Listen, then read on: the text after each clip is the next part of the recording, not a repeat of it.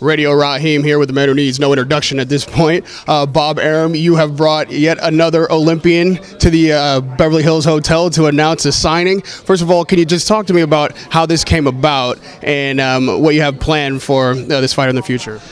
Well, we're very close and friendly with Honda-san, who is the head of Taken Promotions, and he told us that he was undertaking the promotion of Ryota Murata in Japan and wanted to know if we would be interested in promoting him in the rest of the world. We told him we were because I was blown away with his performance at the Olympic, that he fought like a professional already, and like the amateurs that I was used to, like Ray Leonard and the Spinks brothers, how they fought in the Montreal Olympics. You know, they didn't look, there were no point system then. They just went out to destroy their opponents. Now, you mentioned from the podium that at 160, a Japanese fighter is very, very hard to come by. The course that you have plotted for him, you know, the middleweight division championships are split up.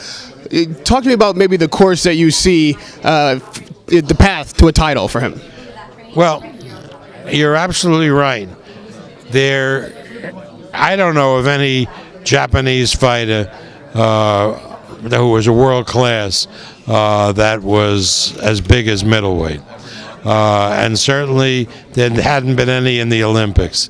This kid, I think, has all the tools. We'll match him against Mexicans, against Americans, and I think within 3 years he'll be fighting for a world title.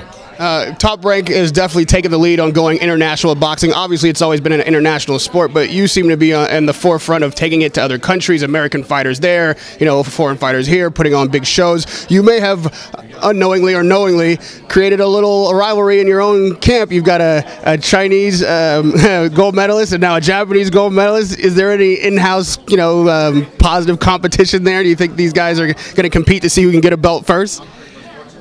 That is a subject that I stay a million miles away from. There is no love lost between the Chinese and the Japanese, and I ain't getting into that. Fair enough. Fair enough. One of the other, if I should say the most popular international fighter that you have and maybe in the world, obviously, is Manny Pacquiao. Recently, we've become aware that Manny Pacquiao is going to face Brandon Rios. Last time you and I talked, you didn't know what was next for Pacquiao. Can you tell me how Brandon Rios became the choice? We thought it was a fight, Pacquiao and Rios, that the public would love to see, that particularly the Asian market. They love when we did the fights in April, the fights that they loved the most were the knockdown, boom, boom, boom, where guys kept hitting each other. That's a fight that Pacquiao Rios is. It's an exciting fight. It's perfect for the Asian market, and it's a fight I want to see. So it wasn't hard for me to make that fight. Now, after the Rios-Alvarado fight, Rios seemed to want to have a rematch right then and there on the same night if he could. I'm sure it wasn't that difficult to convince him that Pacquiao was better for him as a next fight. What about Alvarado? Did he lobby for the Pacquiao fight? No, Alvarado, we couldn't take a chance because his hand, at the time we made the fight with Rios and Pacquiao, we still didn't know how long the rehab would be for Alvarado's hand. It was a serious tendon injury. Now we know that he will be back in November, but we didn't know that then. So we couldn't take a chance with booking that fight, particularly in an area that we just started promoting. And then after they put a lot of money in, the fight blows up because the guy can't compete. So I couldn't take a chance with Alvarado. That left Rios. as the leading possibility. Now, you say fight fans love the boom, boom, boom, as you put it. There's no question that Bam Bam brings the boom, boom. But stylistically, it would seem that it's a favorable fight for Manny Pacquiao. When you made it, did you see it that way? And did Pacquiao ask for Rios, or was it by default? No, Pacquiao was willing to fight either Rios or Alvarado. He wanted to fight Bradley or Marquez, but they decided to fight each other. So that left Rios or Alvarado, and then when we explained to him that we couldn't count on Alvarado because of the hand at that point in time, so then that left Rios. It looks like like maybe these two fights that you mentioned, Bradley, Marquez, Pacquiao, and Rios may have created like this bottleneck. The winner of each fight face each other. Is that a possibility? Well, that would make all the sense in the world, but boxing being boxing, who knows if sense prevails. Now, whenever Pacquiao's name is in the public and there's a fight on the horizon, there's many rumors about. So I'd like to ask you for some clarification. Is it true that Manny Pacquiao will not fight in the United States again? No, that's not true at all. What I said was that with the fight going as well as it is in Asia, he might never fight in the United States. But no, absolutely, he would be open to fighting in the United States. It's all a matter of running the numbers. You know, if he makes a certain amount in the United States, he has to pay 40% in taxes to Uncle Sam. If he makes a certain amount of money in Macau, it's a very small percentage, most of which gets weighed. So you run the numbers. In other words, if he fought in the United States and the numbers were such that after taking into account the taxes, it still made economic sense, he would fight in the United States. Now, to your point on the numbers, with Pacquiao coming to the end of his career, relatively soon, but not immediately, Mayweather at the same kind of place in his career. There's also been talk that Manny has said he still wants the Mayweather fight. Obviously, Pacquiao Marquez 5 is out there. Given your druthers, all the crap that it takes to put one of those fights together aside, just in the perfect world, which fight would you prefer to see? Well, Mayweather has his hands full with Canelo. Manny will have his hands full with Rios. Let's take a look at where they stand after both of the guys have an opportunity to fight this year.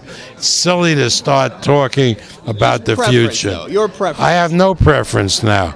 Let's talk about it when and if it becomes a viable topic. All right, I'll ask you one more question that is not, on the board yet, but it's another question as to what may happen. Could we possibly see another Thrilla in Manila before Pacquiao retires? Could you take him home to the Philippines for one fight? I don't see why not. You have to understand, in Manila now, they filled in part of the waterfront around Manila Bay, and they're building 4 unbelievably luxurious casinos. Those casinos should be up and running within the next year. When that happens, they're going to want to put an event on in an arena that's very, very close by, a beautiful state-of-the-art arena. So the answer is yeah, because they're going to use a Manny Pacquiao fight to bring players from around Asia.